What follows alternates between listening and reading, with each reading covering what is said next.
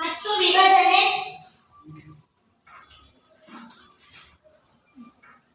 ಸ್ಥಾನಪಲ್ಲಟ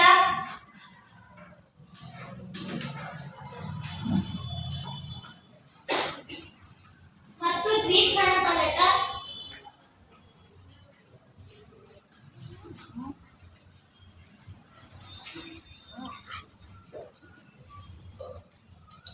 ರಾಸಾಯನಿಕ ಕ್ರಿಯೆಗಳು ಮತ್ತು ಸಮೀಕರಣಗಳಲ್ಲಿ ರಾಸಾಯನಿಕ ಸಂಯೋಗ ಮತ್ತು ವಿಭಜನೆ ಸ್ಥಾನಪಲ್ಲಟ ಮತ್ತು ದ್ವಿಸ್ಥಾನಪಲ್ಲಟ ಇದನ್ನು ನಾನು ಹೇಳ್ತೇನೆ. ಆದರ್ಶ ಅವರು ರಾಸಾಯನಿಕ ಸಂಯೋಗವನ್ನು ತಿಳಿಸುತ್ತಾರೆ.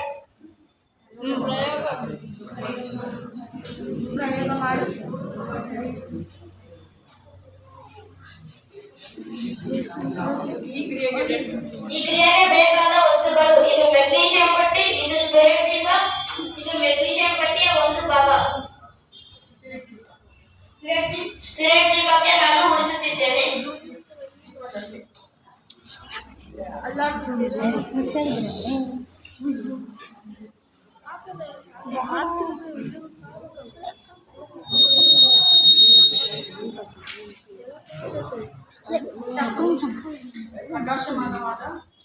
ಪ್ರಕಾಶಮಾನವಾದ ಬೆಳಕನ್ನು ಕೊಡುತ್ತಿದೆ.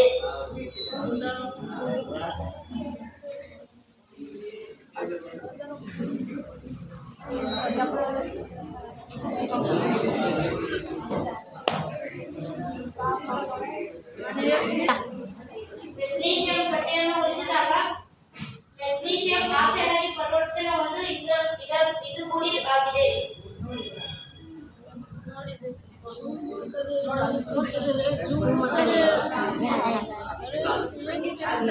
ఇక్కడ ಹುಡುಗರು ఇక్కడ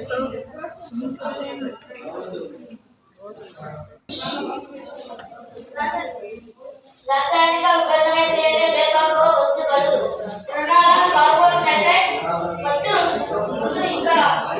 ಈಗ ಕಾರ್ಬೋಹೈಡ್ರೇಟ್ ಅನ್ನು ತೋರಿಸುತ್ತಿದೆ.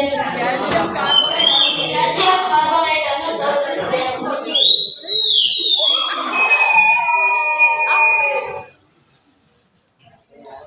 ಕ್ಯಾಲ್ಸಿಯಂ ಕಾರ್ಬೋನೇಟ್ ಇದು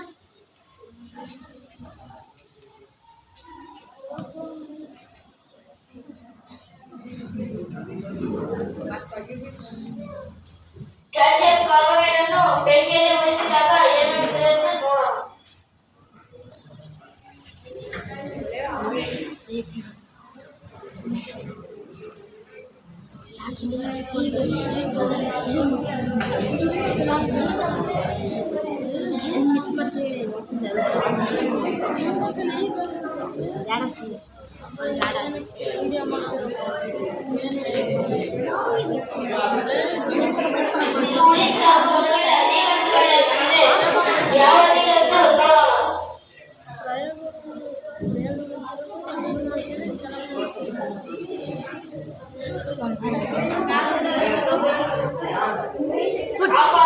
ಯಾಕಂದರೆ ಒಳಗೆ ಇರುವುದು ಕಾರ್ಬನ್ ಹೈಡ್ರೇಟ್, ಹೊರಗೆ ಆವಿಯಾಗುತ್ತಿರುವುದು ಕಾರ್ಬನ್ ಡೈಆಕ್ಸೈಡ್. ಇದರಿಂದ ಬೆಂಕಿ ಹತ್ತುತ್ತಿಲ್ಲ.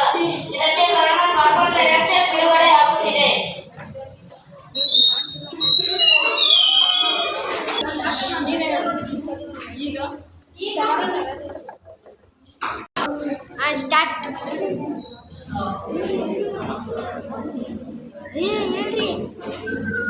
ಸ್ಥಾನಪಲ್ಲಟ ಕ್ರಿಯೆಗೆ ಬೇಕಾದ ಸಾಮಗ್ರಿಗಳು: ತಾಮ್ರದ ಸಲ್ಫೇಟ್ ಮತ್ತು ಇಂಗಾಲ. ಇದು ತಾಮ್ರದ ಸಲ್ಫೇಟ್.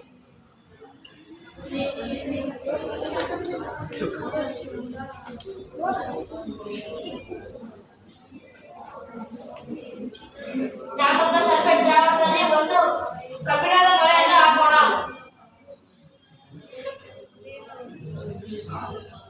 ಇದು ಹೊಸವಾದ ಕಬ್ಬಿಣದ ಮೊಳೆ.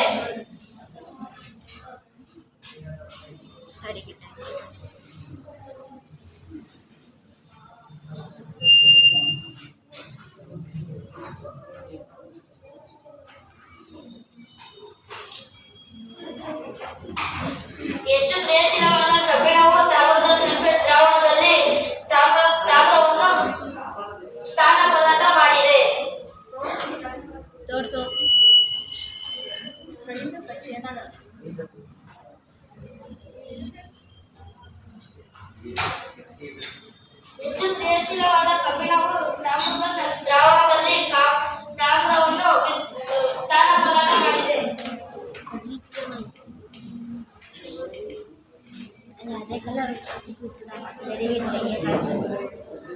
ಅದಕ್ಕೆ ಮೊಳೆಯ ಬಣ್ಣ ಏನಾಗಿದೆ ತೋರಿಸಿ, ಎರಡು ವ್ಯತ್ಯಾಸ ತೋರಿಸಿ. ಇದರಿಂದ ಮೊಳೆಯ ಬಣ್ಣ ವ್ಯತ್ಯಾಸವಾಗಿದೆ.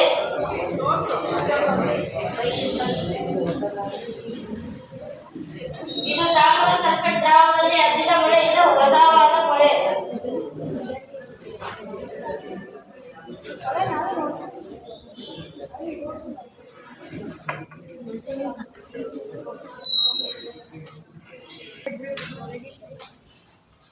ವಿಸ್ತಾನದ ಪಲ್ಯ ಕ್ರಿಯೆಯನ್ನು ಮಂಜುಳಾ ಮಾಡುತ್ತಿದ್ದಾಳೆ.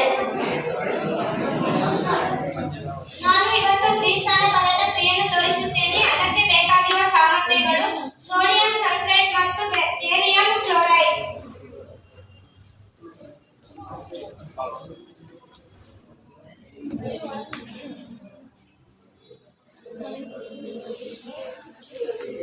ದ್ರಾವಣ